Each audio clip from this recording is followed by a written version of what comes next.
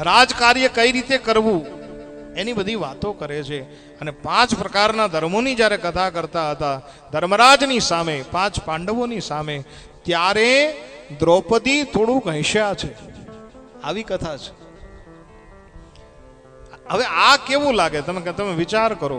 દાદા ભીષ્મ એક મૃત્યુના આરે છે અને છેલ્લો સંવાદ ચાલી રહ્યો છે, અને ઈ જ કુળની પુત્રવધુ દ્રૌપદી સામે બેઠી બેઠી હસે છે. આ દ્રશ્ય કેવું ભયંકર લાગે. સેજ પણ આમ હાલી ચાલી શકવાની કોઈ તાકાત નથી, શરીરને આમ હલનચલન કરવાની પણ તાકાત નથી, કેમ કે અર્જુનના બાણથી શરીર વિંધાઈ ગયેલું છે. આ ચર્ચાઓ એ સમયે ચાલે છે.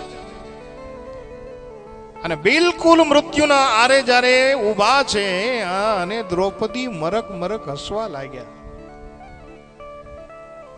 આંખને ત્રાસી કરી અને કીધું, દીકરી તું હસે છે?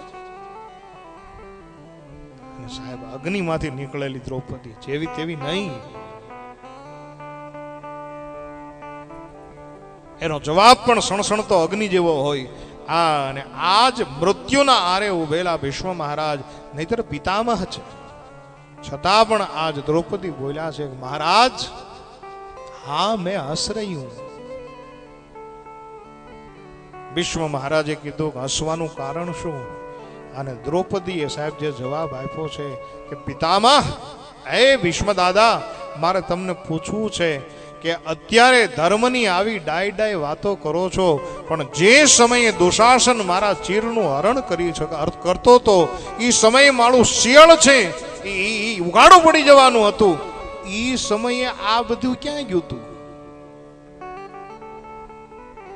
અત્યારે આવી સારી વાતો કરો છો, એ સમયે જો એક વખત દુર્યોધનને કીધું હોત તા ઘટના જ ન ઘટત. મહારાજ મને હસવું એટલા માટે આવે છે, મારે જવાબ જોઈએ. અને એ જ સમયે ભીષ્મ મહારાજે કીધું કે દીકરી, એ સમયે પાપીનું અન્ન મારા પેટની અંદર પલતું હતું, એટલા માટે હું એક શબ્દ ન બોલી શક્યો.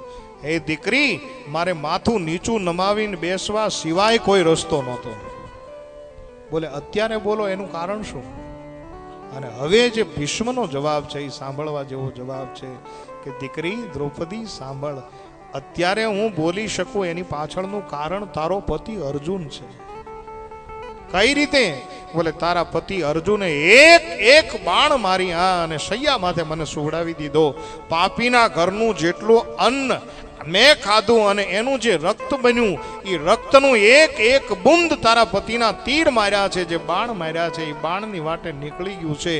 હે દ્રૌપદી, હવે હું વિરક્ત બન્યો છું, અને વિરક્ત બન્યા પછી હું બોલવાની તાકાત રાખું છું, હું બોલી શકું છું, કેમ કે પાપીના ઘરનું જેટલું રક્ત બનેલું હતું એ બધું જ નીકળી ગયું છે. દ્રૌપદીના આંખના ખૂણા ભીના થયા, બે હાથ જોડીને નમસ્કાર કરે છે.